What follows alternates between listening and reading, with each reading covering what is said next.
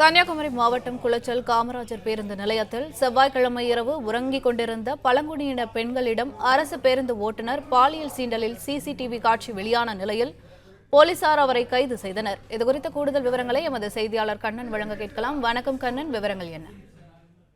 வணக்கம். அதாவது கன்னியாகுமரி மாவட்டம் குளச்சல் பகுதியில் அமைந்துள்ள காமராஜர் பேருந்து நிலைய பிளாட்ஃபார்ம்ல செவ்வாய்க்கிழமை இரவு பழங்குடியின பெண்கள் சிலர் தங்கள் குழந்தைகளுடன் படுத்து உறங்கிக் கொண்டிருந்தனர். அப்போது அங்கு இருசக்கர வாகனத்துல காக்கிச்சுரையில் வந்த அரசு போக்குவரத்து கழக ஊழியர் ஒருவர் அசந்து தூங்கிக் கொண்டிருந்த அந்த பெண்களிடம் பாலியல் சீண்டலில் ஈடுபட்டுள்ளார்.